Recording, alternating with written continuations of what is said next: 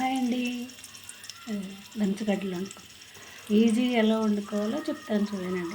గంచగడ్డలు తెచ్చుకొని మార్కెట్లో, ఊర్లో మా దగ్గర తెల్లగడ్డలు ఉండేవి, వాటిని గంచగడ్డలు అంటారు. మా దగ్గర ఏదో రెడ్గా ఉండే హైదరాబాద్లో చిలకడ దుంపలు అంటున్నారు.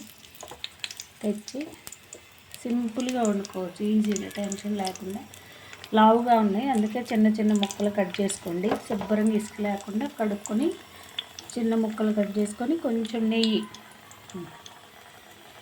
వేసి, వాటర్ వేయొద్దు.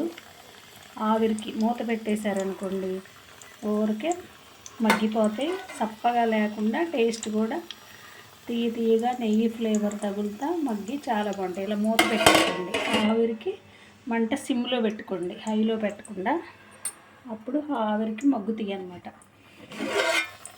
టేస్ట్ బాగుంటాయి. సగం ఉడికిన తర్వాత కొంచెం బెల్లం ముక్క కూడా వేసుకోండి. తీయగా నెయ్యి ఫ్లేవర్ కూడా సూపర్గా ఉంటాయి, తొందరగా మగ్గిపోతాయి కూడా ఆవిరికి. మీకు నచ్చినట్లయితే మీరు కూడా ఇలాగే వండుకోండి. మా దగ్గర ఊర్లో ఇలా వచ్చాయి గంచగడ్డలు, ఎద్దుల బండి మీద కట్లు ఈసులు లెక్క అమ్మేవాళ్ళు. అప్పుడు ఊళ్ళో ఆవిరి కొడుకు పెట్టేవాళ్ళు. ఒక చెత్త ఇంటంటారు కదా, అది పెట్టి అడుగు నీళ్ళు పోసి, లేకపోతే కంది పుల్లలు ఇడిచిపెట్టి వాటి మీద పెట్టి అడుగు నీళ్ళు పోసి పొయ్యి మీద పెట్టి, కట్టెల పొయ్యి మీద ఆవిరికి మగ్గ పెట్టేవాళ్ళు మేము చిన్నపిల్లలప్పుడు.